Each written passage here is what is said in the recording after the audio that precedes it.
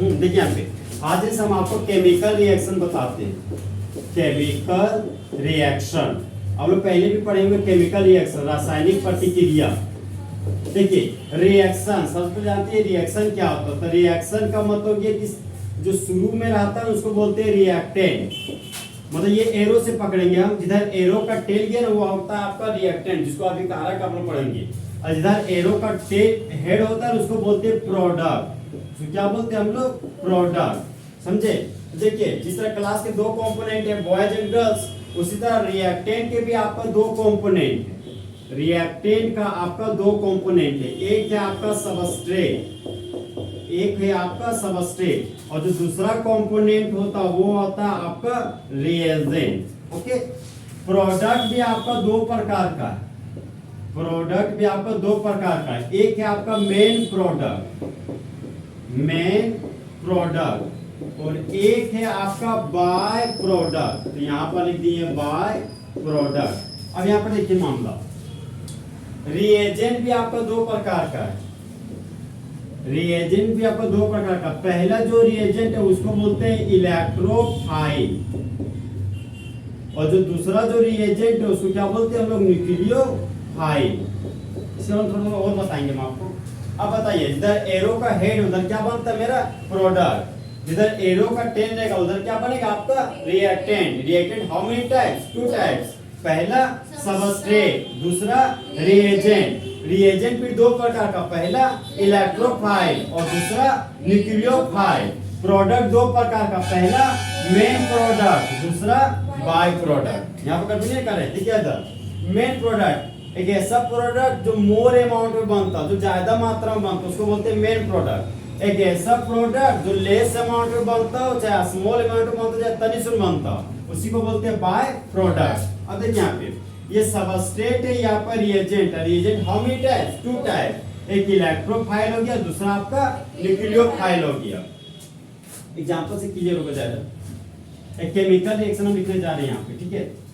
अच्छा देखिएगा ये रिएक्शन उस पे एग्जाम में दे दी। सबस्ट्रेट के रूप में इथाइल क्लोराइड लेने जा रहे हैं। इथाइल क्लोराइड कॉमन नेम है कि यूपेक नेम? Common name. और यूपेक नेम क्या हो जाएगा? क्लोरोइथेन।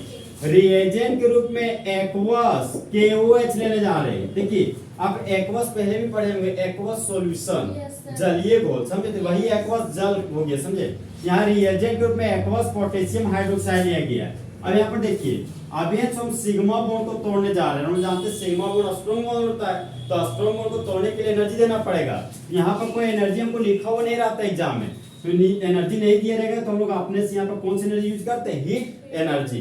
ओके। देखिए पोटेशियम मेटल है, इलेक्ट्रॉन को लॉस किया तो पोटेशियम के मुंडी पर पॉजिटिव चार्ज डेवलप हो गया। ओके। ऑक्सीजन नॉन मेटल है, इलेक्ट्रॉन को गेन किया तो ऑक्सीजन के मुंडी पर नेगेटिव चार्ज डेवलप हो गया। क्लोरीन का इलेक्ट्रोनेगेटिव वैल्यू 3 होता है, कार्बन का 2.5। तो क्लोरीन कार्बन से देखिए इलेक्ट्रॉन को छीन लिया, एरो का हेड क्लोरीन के पास गया तो क्लोरीन के मुंडी पर क्या जाएगा? Negative charge. एरो का टेल कार्बन के पास गया तो कार्बन के मुंडी पर पॉजिटिव चार्ज। देखिए यहाँ पे ये हाइड्रोकार्बन है, जो हाइड्रोजन कार्बन है उसको बोलते हैं हाइड्रोकार्बन। तो हाइड्रोकार्बन के लिए एक वर्ड यूज करते हैं, इसको बोलते हैं डेल्टा। डेल्टा माइनस और डेल्टा प्लस। इसी को बोलते हैं पार्शियल माइनस और पार्शियल प्लस, पार्शियल नेगेटिव और पार्शियल पॉजिटिव। ये बॉन्ड मेरा टूट गया। अब यहाँ देखिए ये देखिए प्लस जो लिखा है यहीं पे दिखाना है, यहीं पे थोड़ा मोड़ा राइट में कीजिए गलत हो जाएगा फिर। अब देखिए ये प्लस है, इस माइनस पर अटैक करेगा। ये मेरा इथाइल ग्रुप था, देखिए यहाँ पे CH3 CH2 ग्रुप लिख दिया इथाइल ग्रुप। ये प्लस और ये माइनस आपस में जुड़कर बॉन्ड बना लिया। OH ग्रुप था, देखिए यहाँ पर OH ग्रुप लगा दिया। अब देखिए ये पोटेशियम ये क्लोरीन तो K है, यहाँ पर लिखिए K। ये प्लस और माइनस आपस में जुड़कर क्या बना लिया? बॉन्ड। तो आप K सिंगल बॉन्ड Cl भी दिखा सकते हैं, चाहे इसी को आप KCl भी लिख सकते हैं। क्या लिख सकते हैं आप? KCl। यही बन गया आपका पोटेशियम क्लोराइड। देखिए हम बोलते थे जो शुरू में रहा था उसको क्या बोलते हैं? सबस्ट्रेट, और जो बाद में रहा था उसको क्या बोलते हैं? रिएजेंट। और जो शुरू में बनेगा उसको क्या बोलते हैं? मेन प्रोडक्ट, और जो बाद में बनेगा उसको क्या बोलिएगा? By product. अब यहाँ पे देखिए बोलते थे कि रिएजेंट मेरा दो प्रकार का, रिएजेंट कितना प्रकार का? दो प्रकार का, एक इलेक्ट्रोफाइल और दूसरा आपका न्यूक्लियोफाइल। अब देखिए जिसके मुंडी पर पॉजिटिव चार्ज होता है उसको बोलते हैं इलेक्ट्रोफाइल, और जिसके मुंडी पर नेगेटिव चार्ज है ये भी मेरा क्या हो गया, न्यूक्लियोफाइल। एक इलेक्ट्रोफाइल, एक न्यूक्लियोफाइल। ये हो गया मेरा सबस्ट्रेट, यहाँ पर लिख दिया सबस्ट्रेट। ये हो गया आपका रिएजेंट, यहाँ पर लिख दिया हम रिएजेंट। अब देखिए सबस्ट्रेट और रिएजेंट में डिफरेंस है थोड़ा सा। तो यहाँ पे पोटेशियम, ऑक्सीजन और हाइड्रोजन है, तो जिसके पास हाइड्रोजन कार्बन हो तो उसको बोलते हैं हाइड्रोकार्बन, और हाइड्रोजन कार्बन के अलावा तीसरा एलिमेंट के रूप में सल्फर, ऑक्सीजन, चाहे नाइट्रोजन हो, चाहे आपका हेलोजन हो, तो उसको बोलते हैं हाइड्रोकार्बन डेरिवेटिव। क्या बोलते हैं, हाइड्रोकार्बन डेरिवेटिव। तो हाइड्रोजन कार्बन के अलावा थर्ड एलिमेंट क्लोरीन है मेरा, तो ये मेरा क्या हो गया, हाइड्रोकार्बन डेरिवेटिव। तो चाहे हाइड्रोकार्बन हो, चाहे हाइड्रोजन कार्बन के अलावा थर्ड एलिमेंट क्लोरीन हो, ये मेरा भी हाइड्रोकार्बन डेरिवेटिव है। तो हाइड्रोकार्बन डेरिवेटिव को बोलते हैं हम लोग ऑर्गेनिक कंपाउंड। कौन सा कंपाउंड बोलते हैं हम लोग, ऑर्गेनिक कंपाउंड। एक ऐसा कंपाउंड जिसको प्लांट और एनिमल से ऑब्टेन करते हैं उसको क्या बोलते हैं, ऑर्गेनिक कंपाउंड। यहाँ पर देखिए हाइड्रोजन दिखा लेकिन कहीं कार्बन नहीं दिखा, तो ये मेरा हाइड्रोकार्बन नहीं है। तो जो हाइड्रोकार्बन नहीं होता उसको क्या बोलते हैं, इनऑर्गेनिक कंपाउंड। उसको क्या बोलते हैं हम लोग, इनऑर्गेनिक कंपाउंड। अब देखिए यहाँ पे इनऑर्गेनिक कंपाउंड जो मोर रिएक्टिव होते हैं, रिएक्शन में जो स्पीड देखते हैं बहुत सारे रिएक्शन एक ही सेकंड में हो जाता है, बहुत सारे रिएक्शन पता चलता है 10 घंटा 20 घंटा 30 घंटा में होता है। तो उसके पीछे ये रिएजेंट है। रिएजेंट अगर मोर रिएक्टिव हो तो रिएक्शन का स्पीड बहुत ही फास्ट होगा, और वैसे हमेशा ये मोर ही रिएक्टिव होता है। फिर यहाँ पे देखिए पोटेशियम के मुंडी पर प्लस चार्ज है तो ये इलेक्ट्रोफाइल बन गया, ये मेरा न्यूक्लियोफाइल बन गया। जो रिएजेंट होता है ना, तो रिएजेंट को बोलते हैं अटैकिंग स्पीसीज। अब देखिए अटैकिंग स्पीसीज क्या होता है, ऑब्जेक्टिव बनाएगा तो ये अटैकिंग स्पीसीज को यूज किया है वहां पे। देखिए इसको बोलते हैं अटैकिंग स्पीसीज और इसको बोलते हैं अटैक्ड स्पीसीज। अटैक्ड स्पीसीज सुनाती है, अटैकिंग स्पीसीज अटैक्ड स्पीसीज क्या होता है। देखिए अब देखिए वो रसिया यूक्रेन में भी यूज चल रहा है, अभी तक चल रहा है, समझे। देखिए रसिया हो गया मेरा रिएजेंट, और जो ये इथाइल क्लोराइड दिख रहा है ये मेरा क्या हो गया, अटैक स्पीसीज। तो यहाँ पे आप हम बोले कि रसिया ने यूक्रेन पर हमला किया, तो हम आप बोल रहे केमिस्ट्री में कि रिएजेंट ने सबस्ट्रेट पे हमला किया, मतलब अटैकिंग स्पीसीज ने सबस्ट्रेट पर हमला किया। तो जो हमला करता है उसको बोलते हैं अटैकिंग रिएजेंट, और जिस पर हमला होता है उसको बोलते हैं अटैक्ड स्पीसीज। क्या बोलते हैं, अटैक्ड स्पीसीज। और स्पीसीज का मतलब एटम, मॉलिक्यूल और आयन हो गया, जो पहले भी हम जानते थे।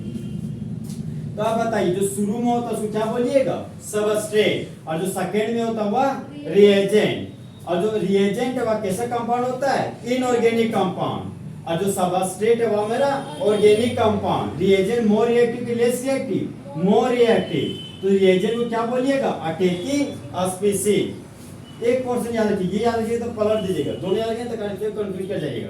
तो बताइए reagent organic compound, inorganic compound, inorganic compound, more reactive कि less reactive, more reactive, attacking species क्या, अटैक स्पीसीज, अटैकिंग स्पीसीज।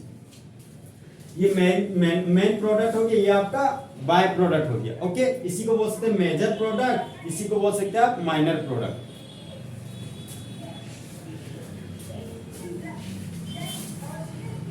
अब देखिए यहाँ पे एक नया टर्म मेरे पास आ रहा है, इलेक्ट्रोफाइल और न्यूक्लियोफाइल। इसको भी अच्छा सुनिएगा, यहाँ पर से भी ऑब्जेक्टिव पर क्वेश्चन है।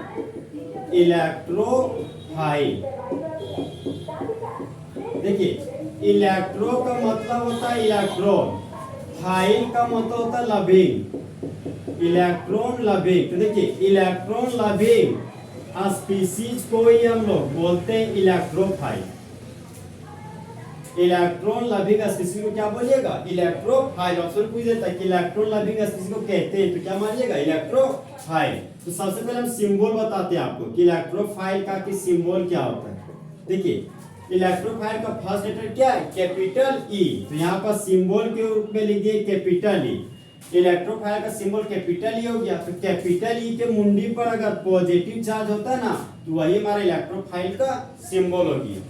पॉइंट नंबर 2 में आते हैं। देखिए हम लोग के लाइफ में जो होता है उस कंडीशन पर इसको बना देते हैं। देखिए शुरू में बोले लव है, तो लव का मतलब ये लविंग स्पीसीज, यहाँ पे लिखिए इलेक्ट्रॉन लविंग स्पीसीज।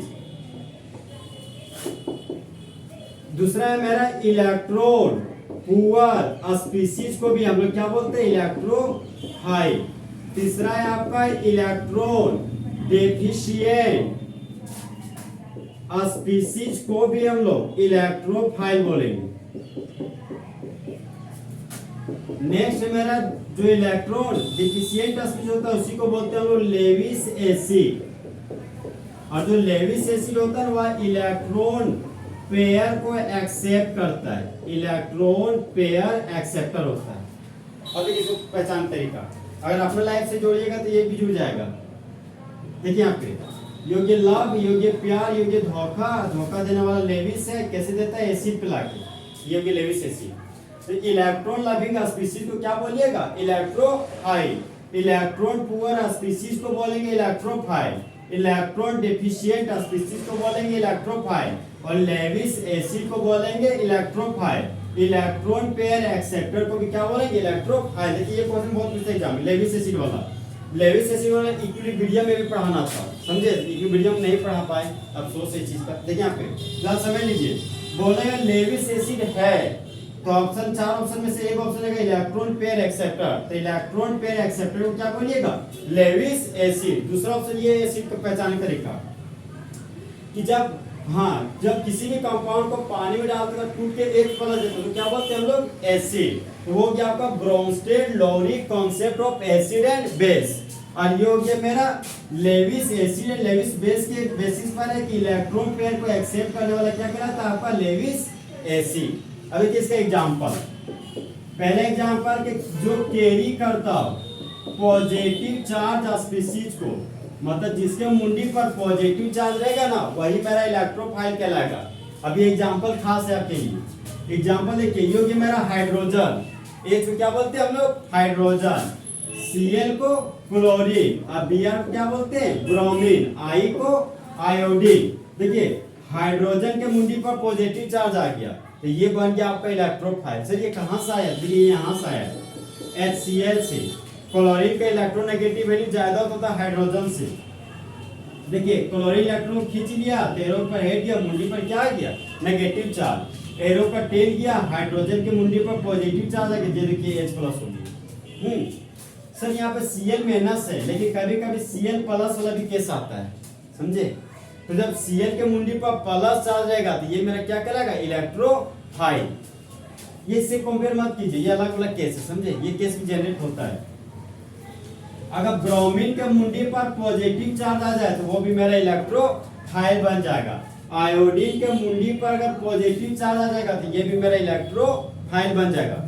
ये जितना भी एग्जांपल बता रहे हैं इसमें से कोई भी ऑप्शन रहेगा एग्जाम में। नेक्स्ट एग्जांपल है मेरा NO2 ग्रुप, जो कौन सा ग्रुप बोलते थे, नाइट्रो ग्रुप। तो नाइट्रोजन के मुंडी पर अगर प्लस चार्ज आ जाए तो ये भी मेरा इलेक्ट्रोफाइल होगा। बताइए SO3 है, इसको बोलते थे सल्फोनिक एसिड। क्या बोलते थे, सल्फोनिक एसिड। तो सल्फोनिक एसिड में सल्फर के मुंडी पर अगर प्लस चार्ज आ जाएगा ना तो ये भी मेरा इलेक्ट्रोफाइल कहलाएगा। ये मेरा CH3 C double bond O, देखिए इसको बोलते हैं एसिटाइल ग्रुप। कौन से ग्रुप बोलते हैं, एसिटाइल ग्रुप। और एसिटाइल ग्रुप में अगर क्लोरीन जुड़ जाता है तो इसको बोलते हैं एसिटाइल क्लोराइड। तो क्लोरीन कार्बन से इलेक्ट्रॉन को छीनता है तो क्लोरीन के मुंडी पर माइनस आ जाएगा, तो कार्बन के मुंडी पर क्या जाएगा, प्लस। तो मिथाइल कीटो ग्रुप के मुंडी पर प्लस चार्ज रहती है, ये भी इलेक्ट्रोफाइल का आपका एग्जांपल है। एग्जाम में यही सारा ऑप्शन में से कोई रहेगा। यहाँ पे देखिए H+ को बोलते हैं हाइड्रोनियम आयन। क्या बोलते हैं, हाइड्रोनियम आयन। Cl+ को बोलते हैं क्लोरोनियम आयन। क्या बोलते हैं, क्लोरोनियम आयन। देखिए हम बहुत पहले बताते हैं प्लस के चाहे ईएम नहीं थे चाहे नियम। H+ है तो हाइड्रोनियम आयन, Cl+ को क्या पढ़ते हैं, क्लोरोनियम आयन। और Br+ को ब्रोमोनियम आयन और I+ को आयोडोनियम आयन। NO2+ को क्या पढ़िएगा, नाइट्रोनियम आयन। क्या पढ़िएगा, नाइट्रोनियम आयन। और SO3H+ को सल्फोनियम आयन। क्या पढ़िएगा, सल्फोनियम आयन। इसको पढ़ते हैं एसिटाइलियम आयन। क्या पढ़ते हैं, एसिटाइलियम आयन। देखिए अगर CH3 ग्रुप था तो इसको कौन सा ग्रुप बोलते थे, मिथाइल ग्रुप। अगर CH3 single bond CH2 group रहेगा तो इसको बोलते थे इथाइल ग्रुप। कौन सा ग्रुप बोलते थे, इथाइल ग्रुप। और CH3 CH के नीचे अगर CH3 ग्रुप रहेगा तो यहाँ पे देखिए ये दोनों सेम सेम है, तो सेम सेम के लिए आइसो बोलते थे। 3 कार्बन के लिए प्रो और खाली बॉन्ड के लिए क्या बोलते थे, वाई है। इसका नाम क्या हो गया, आइसोप्रोपाइल। ये कार्बन है, इस कार्बन पर 3 ठो मिथाइल ग्रुप लगा हुआ है।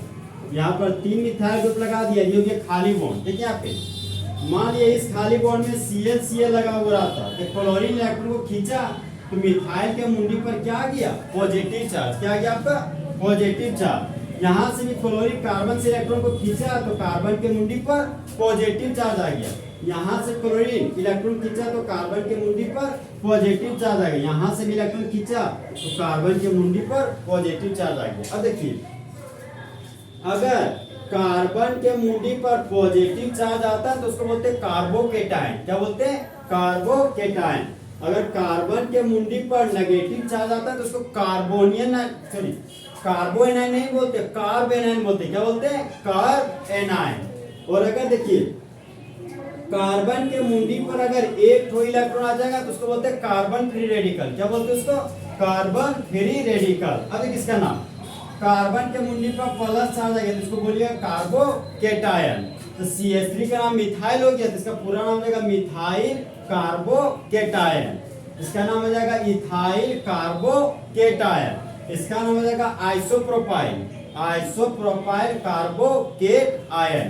देखिए यहाँ पे ये कार्बन 3 कार्बन से जुड़ा हुआ है, इसको बोलते हैं टर्सरी कार्बन। क्या बोलते हैं, टर्सरी कार्बन। 3 कार्बन से जुड़ा हुआ है इसलिए प्रीफिक्स करके टर्सरी लिखिए। 4 कार्बन के रूट वर्ड हो गया ब्यूट और एक तो खाली बॉन्ड तो उसके लिए बोलते थे वाई। इस कंपाउंड का नाम हो गया टर्सरी ब्यूटाइल। और कार्बन के मुंडी पर प्लस चार्ज है तो पूरा कंपाउंड का नाम हो गया tertiary butyl carbocation.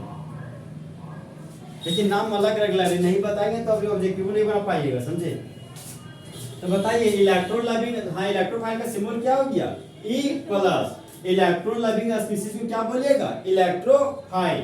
Electron poor species को इलेक्ट्रोफाइल और इलेक्ट्रॉन डिफिशिएंट स्पीशीज को इलेक्ट्रोफाइल बोलते हैं। डिफिशिएंट भी जानते, पुअर भी। देखिए एक ऐसा स्पीशीज जिसके पास 8 इलेक्ट्रॉन से कम हो उसी को बोलते हैं इलेक्ट्रॉन डिफिशिएंट स्पीशीज।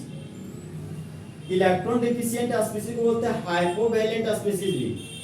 ये चैप्टर नंबर 4 में बताया था केमिकल बॉन्डिंग में। तो जो 8 इलेक्ट्रॉन जिसके पास कम होता है उसको बोलते हैं electron deficient species. Electron deficient species का दूसरा नाम है इलेक्ट्रॉन पुअर स्पीशीज, समझे। तो जिसके पास 8 इलेक्ट्रॉन से कम होता है उसको बोलते हैं लेविस एसिड। जिसके पास 8 इलेक्ट्रॉन से कम है तो वह इलेक्ट्रॉन के जोड़ा को लेना चाहेगा, इसलिए इसको बोलते हैं इलेक्ट्रॉन पेयर एक्सेप्टर।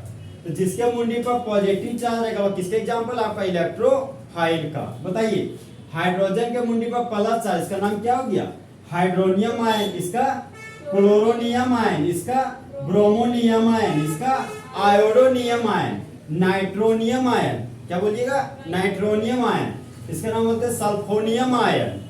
और कार्बन के मुंडी पर प्लस चार्ज रहेगा तो कार्बोकेटायन। कार्बन के मुंडी पर माइनस चार्ज रहेगा तो कार्बेनायन। और कार्बन के मुंडी पर अकेला इलेक्ट्रॉन रहेगा तो कार्बन फ्री रेडिकल। क्या बोलिएगा, कार्बन फ्री रेडिकल। इसका नाम बोलिए मिथाइल कार्बोकेटायन। इसका नाम हो जाएगा इथाइल कार्बोकेटायन। और इसका नाम हो जाएगा आइसोप्रोपाइल कार्बोकेटायन। और इसका नाम हो जाएगा टर्सरी ब्यूटाइल कार्बोकेटायन। देखिए नाम अलग है लेकिन पढ़ना तो पड़ेगा, नहीं तो क्वेश्चन ही नहीं बन पाएगा। इस पर है क्वेश्चन, उस दिन दिखा दे रहे थे ना। अब यहाँ पर देखिए नेक्स्ट है इलेक्ट्रोफाइल पहचानने का सेकेंड तरीका कि न्यूट्रल स्पीशीज होना चाहिए।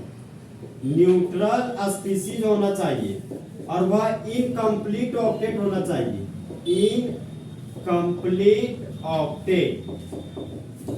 न्यूट्रल स्पीशीज का मतलब क्या है, एक ऐसा स्पीशीज जिसके मुंडी पर नहीं है चार्ज, वही कहलाता है न्यूट्रल स्पीशीज।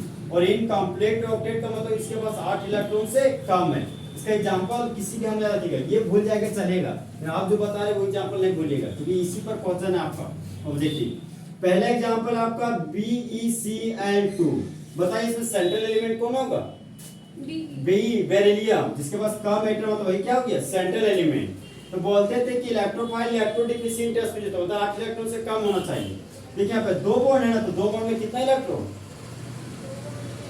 4 इलेक्ट्रॉन, 2 का डबल 4, अरे 2 का डबल 4, तो बेरिलियम के पास 4 ही इलेक्ट्रॉन है, मतलब 8 इलेक्ट्रॉन से कम है, तो बेरिलियम क्लोराइड किसका एग्जांपल हो गया, इलेक्ट्रोफाइल का।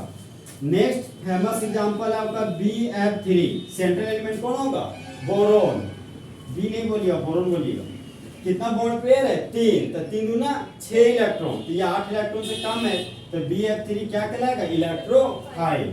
मान लीजिए आपके पास BCl3 रहता, तो यहाँ पर भी 3 बॉन्ड में 6 इलेक्ट्रॉन, ये भी क्या होगा, इलेक्ट्रोफाइल। यहाँ पर देखिए नेक्स्ट एग्जांपल आपका AlCl3, यहाँ बोलिए 3 बॉन्ड में कितने इलेक्ट्रॉन हो गए, 6 इलेक्ट्रॉन, तो किसका एग्जांपल होगा, इलेक्ट्रोफाइल का। नेक्स्ट एग्जांपल है आपका FeCl2, तो सेंट्रल एलिमेंट कौन है, आयरन, 2 बॉन्ड में कितने इलेक्ट्रॉन, 4, तो किसका एग्जांपल होगा, इलेक्ट्रोफाइल का। नेक्स्ट एग्जांपल है आपका FeCl3, सेंट्रल एलिमेंट कौन हो गया, आयरन, 3 बॉन्ड में कितने इलेक्ट्रॉन, 6, तो किसका एग्जांपल हो गया, इलेक्ट्रोफाइल। नेक्स्ट एग्जांपल है आपका SO3, बताइए 3 बॉन्ड में कितने इलेक्ट्रॉन दिए, 6, किसके एग्जांपल हो गया, इलेक्ट्रोफाइल।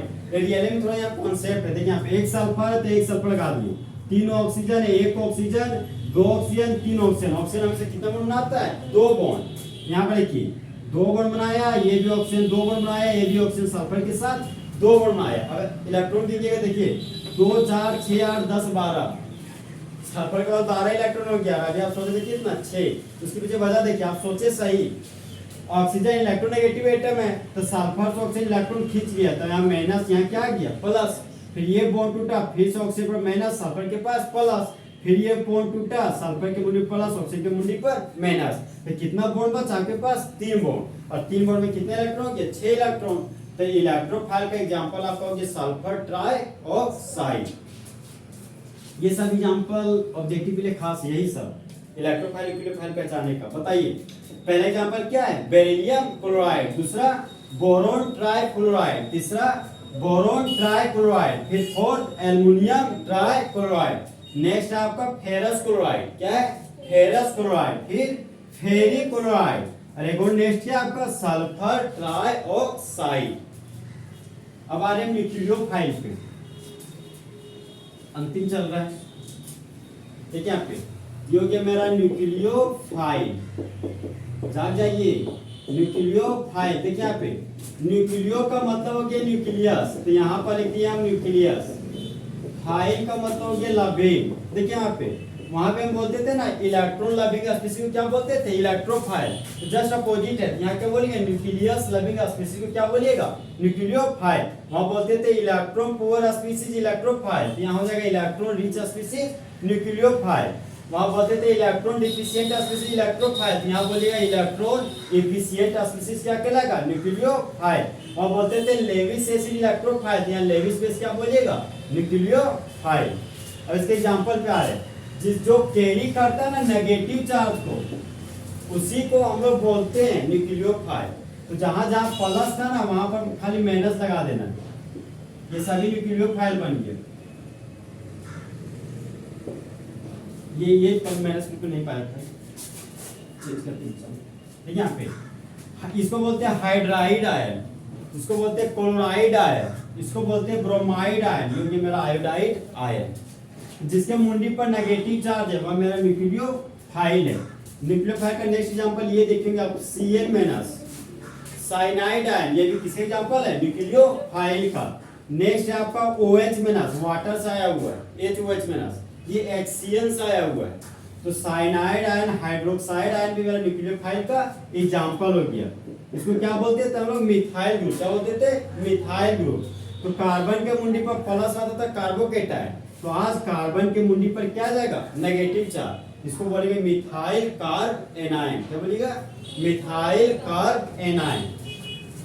वहां था इथाइल कार्बोकेटायन, तो यहाँ पर जाएगा आपका इथाइल कार्ब एनायन। क्या हो जाएगा, ethyl carb anion. Next example वहां था आइसोप्रोपाइल कार्बोकेटायन, तो यहाँ पर जाएगा आइसोप्रोपाइल कार्ब एनायन। वहां क्या था, टर्सरी ब्यूटाइल कार्बोकेटायन, यहाँ जाएगा टर्सरी ब्यूटाइल कार्ब एनायन। ठीक है, नहीं बन रहा दिमाग में क्या। ठीक है। आपका आइसोप्रोपाइल का ये हो गया CH3 CH के नीचे CH3, इसी को बोलते थे आइसोप्रोपाइल ग्रुप। कार्बन के मुंडी पर प्लस तो आइसोप्रोपाइल कार्बोकेटाइन, कार्बन के मुंडी पर माइनस तो आइसोप्रोपाइल कार एनायन बोलेंगे। क्या बोलेंगे? Isopropyl car anion. एक टर्सरी ब्यूटाइल कार्ब एनायन। आप जो बता रहे हैं ये मेरा न्यूट्रल स्पीसीज है, न्यूट्रल स्पीसीज। तो इलेक्ट्रोफाइल कंप्लीट ऑक्टेट था कि इनकम्प्लीट ऑक्टेट? इनकम्प्लीट ऑक्टेट था। तो न्यूक्लियोफाइल हो जाएगा आपका कंप्लीट ऑक्टेट। क्या हो जाएगा आपका? Complete octet. इसके एग्जांपल खास है, जो अभी न्यूट्रल स्पीसीज के बोल रहे हैं ना, वही आपको एग्जाम में हमेशा पूछता है। ये प्लस में सब जल्दी नहीं पूछता है, समझे? पहला आपका एग्जांपल है NH3। सेंट्रल एलिमेंट कौन हो गया? नाइट्रोजन। और हम जानते हैं कि नाइट्रोजन के पास how many lone pair takes place? 1। Nitrogen के पास हमेशा एक लोन पेयर होता है। देखिए जो न्यूट्रल स्पीसीज है ना उसका ऑक्टेट कंप्लीट होना चाहिए। और न्यूक्लियोफाइल को पहचानने का तरीका है कि उसके पास कहीं भी लोन पेयर दिख जाए तो उसको क्या बोलिएगा? न्यूक्लियोफाइल। तो नाइट्रोजन के पास लोन पेयर अभी दिख गया ना, अभी दिखा दिए, इसलिए परीक्षा में ये लोन पेयर नहीं दिखाएगा, ऐसे लिख देगा। तो ध्यान रखिएगा नाइट्रोजन के पास कितना लोन पेयर होता है? एक लोन पेयर। तो ये हमारा किसके एग्जांपल हो गया? न्यूक्लियोफाइल का। ओके, देखिए NH3 से एक हाइड्रोजन निकालिएगा तो क्या बन जाएगा मेरा? NH2। क्या बन जाएगा? NH2। तो नाइट्रोजन के पास कितना लोन पेयर होता है? एक लोन पेयर। तो ये भी किसका एग्जांपल होगा? न्यूक्लियोफाइल। फिर यहाँ से एक हाइड्रोजन निकाल लीजिए तो क्या बन जाएगा? NH group. क्या बन जाएगा? NH। तो नाइट्रोजन के पास कितना लोन पेयर होता है? एक लोन पेयर। ये किसका एग्जांपल होगा? न्यूक्लियोफाइल का। फिर ये NH ग्रुप से एक हाइड्रोजन निकाल लीजिए, यहाँ पर छुछे नाइट्रोजन बचा, तो नाइट्रोजन के पास कितना लोन पेयर हो गया? एक लोन पेयर। ये किसका एग्जांपल होगा? न्यूक्लियोफाइल का। इसको बोलते हैं अमोनिया। ये 1 डिग्री अमाइन, ये 2 डिग्री अमाइन, इसको क्या बोलते थे? 3 डिग्री अमाइन। नेक्स्ट पहचान के तरीका मेरा वाटर H2O। बताइए ऑक्सीजन के पास कितना लोन पेयर होता था? 2। कितना लोन पेयर? 2। ये किसके एग्जांपल हो गया? आपका न्यूक्लियोफाइल का। देखिए ना, नाइट्रोजन सेंट्रल एलिमेंट हम बोले कम से कम कितना होना चाहिए? इलेक्ट्रॉन होना चाहिए 8। तो 3 दूना 6 और 2 8 इलेक्ट्रॉन, समझे? 2 देखिए 2 1 3 बॉन्ड 6 इलेक्ट्रॉन, 6 और 2 कितना हो गया? 8। मतलब इसका ऑक्टेट क्या हो गया? कंप्लीट। नाइट्रोजन देखिए 1 2 3 बॉन्ड, 3 बॉन्ड में 6 इलेक्ट्रॉन, 2 8। नाइट्रोजन देखिए 2 4 6 और 2 8 इलेक्ट्रॉन। यहाँ पर देखिए 2 बॉन्ड में 4 इलेक्ट्रॉन, 4 और 2 6, 6 और 2 8 इलेक्ट्रॉन। नेक्स्ट एग्जांपल है आपका ROR। ऑक्सीजन के पास कितना लोन पेयर होता है? आपका 2 लोन पेयर। तो ऑक्सीजन के पास 2 लोन पेयर है, यहाँ एक लोन पेयर दिखा दिया, एक लोन पेयर। तो 2 दूना 4 इलेक्ट्रॉन, 6 इलेक्ट्रॉन, 6 और 2 8 इलेक्ट्रॉन। तो न्यूक्लियोफाइल का एग्जांपल क्या हो गया? अमोनिया। बोलिए ammonia. 1 degree amine, 2 degree amine, 3 degree amine, water और ईथर। कौन सा फंक्शनल ग्रुप है? ईथर। अब अंतिम टॉपिक चल रहे हैं यहाँ पर। देखिए एक है आपका होमोलाइटिक फिजन। यहां से भी ऑब्जेक्टिव क्वेश्चन बनता है। Homolytic fission. एक होता है आपका heterolytic fission. Heterolytic fission. Fission का मतलब होता है बॉन्ड क्लीवेज। कोई भी बॉन्ड को तोड़ते हैं उसको क्या बोलते हैं? फिजन। क्या बोलते हैं? फिजन। फिजन का दूसरा नाम है क्लीवेज। क्या है दूसरा नाम आपका? क्लीवेज। अब देखिए यहाँ पे नाम में आंसर है। होमो का मतलब ये सेम। होमो का मतलब क्या हो गया? सेम। और सेम को क्या बोलते हैं? इक्वल। क्या बोलिएगा? इक्वल। लाइटिक का मतलब होता है डिस्ट्रीब्यूशन ऑफ इलेक्ट्रॉन। क्या होता है? Distribution of electron. ये क्या बोलता है? जब इलेक्ट्रॉन का बंटवारा बराबर होता है ना तो उसी को होमोलाइटिक फिजन कहते हैं। मान लीजिए ए और बी नाम का 2 दोस्त है। ए भी एक इलेक्ट्रॉन शेयर किया और बी भी एक इलेक्ट्रॉन शेयर किया। दोनों इलेक्ट्रॉन आपस में जुड़कर बॉन्ड बना लिया। हम बोले कि बी का इलेक्ट्रोनेगेटिव वैल्यू ज्यादा है ए से, तो इलेक्ट्रॉन को कौन खींचेगा? बी। तो बी देखिए इलेक्ट्रॉन को खींच लिया। तो एरो का हेड मुझे मुस्का बता दे। मान लिए ए और बी दो एटम था, दोनों बॉन्ड बना लिया। हमको होमोलाइटिक फिजन करना, मतलब इलेक्ट्रॉन को बराबर बंटवारा करना। मान लिए ए और बी दोस्त है, दोनों के इलेक्ट्रॉन को बराबर बांटना है। तो देखिए यहाँ पे क्या होता है, इस बॉन्ड को तोड़िएगा तो एक इलेक्ट्रॉन बी के पास भेजेगा, एक इलेक्ट्रॉन किसके पास भेजेंगे, ए के पास, क्योंकि इलेक्ट्रॉन को क्या करना है, बराबर बंटवारा। तो एक बॉन्ड को तोड़िएगा तो दो इलेक्ट्रॉन प्राप्त हुआ, एक इलेक्ट्रॉन बी के पास किया, एक इलेक्ट्रॉन ए के पास किया। तो होमोलाइटिक फिजन को देखिए इस एरो से दिखा रहे हैं, इसको बोलते हैं कंप्लीट हेडेड एरो। क्या बोलते हैं, कंप्लीट हेड एरो। और इसको बोलते हैं हाफ हेडेड एरो। क्या बोलते हैं, हाफ हेडेड एरो। तो होमोलाइटिक फिजन को कौन से एरो से दिखाते हैं, हाफ हेडेड एरो से। किससे दिखाते हैं, हाफ हेडेड एरो से। और यहाँ पर क्या बनता है, फ्री रेडिकल। होमोलाइटिक फिजन में हमेशा क्या बनता है आपका, फ्री रेडिकल। तो ये मेरा फ्री रेडिकल। अब हेटेरोलाइटिक फिजन में आते हैं। हेटेरो का मतलब क्या, अनइक्वल। लाइटिक का मतलब डिस्ट्रीब्यूशन ऑफ इलेक्ट्रॉन, मतलब इलेक्ट्रॉन का बराबर बंटवारा नहीं हो, तो उसी को क्या बोलिएगा, हेटेरोलाइटिक फिजन। तो ए और बी नाम के यहाँ भी दो दोस्त है, दोनों एक दूसरे में इलेक्ट्रॉन से करके बॉन्ड बना लिया।